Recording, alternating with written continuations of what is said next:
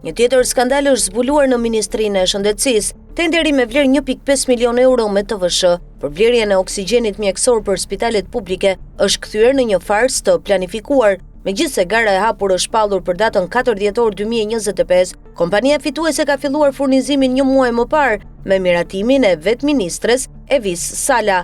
Sipas dokumenteve të buletinit të prokurimeve publike të datës 10 nëntor 2025, tenderi ndahet në 7 lote që mbulojnë QSU Nën Tereza Tiranë, Spitalin Shefqet Ndroqi Sanatorium, Spitalin Memorial Fier, Spitalet Rajonale të Durrësit, Lezhës, Dibrës, Beratit, Gjirokastrës dhe Kavajës. Operatori ekonomik që furnizon këto spitale është GTS Gazra Teknike Shqiptare, përfaqësuar në Shqipëri nga Besnik Halili, bashkëshorti ish zyrtare së Ministrisë së Shëndetësisë, Luneda Sufali. Kompania është në pronësi të grupit mafioz italian Ndrangheta, i përfshirë më herët në skandale për pastrimin e parave dhe kontrata të dyshimta me sistemin shëndetësor italian. Megjithse tenderi do të zhvillohet zyrtarisht në dhjetor, furnizimet kanë nisur që prej një jave, duke përfshirë të gjitha qendrat spitalore. Burime nga brenda sistemit konfirmojnë se faturat dhe dokumentacioni do të plotësohen pas garës për të simuluar konkurrencën, ndërsa kontrata është mbyllur paraprakisht. Ky është një tender paradhënie klasik që ndjek të njëjtin model të përdorur në shumë sektor të shëndetësisë.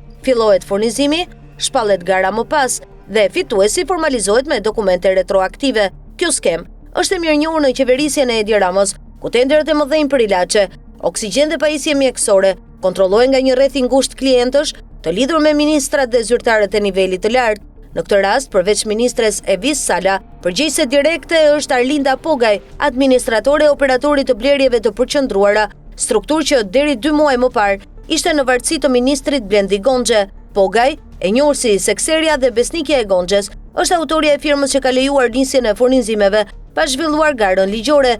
Të dyja, Sala dhe Pogaj, janë miqe të afërta dhe pjesë të njëjtit rreth politik që ka marrë kontrollin e sistemit të prokurimeve shëndetësore. Sipas burimeve të pamfletit, ky nuk është tenderi i parë që favorizon GTS Gazra Teknike Shqiptare, që nga koha e ish-ministrit Ilir Beqa kjo kompani ka monopolin e furnizimit me oksigjen mjekësor në të gjitha spitalet publike, pavarësisht se ndaj saj ka dosje të hapura në SPAK për korrupsion dhe lidhje me grupin Ndrangheta.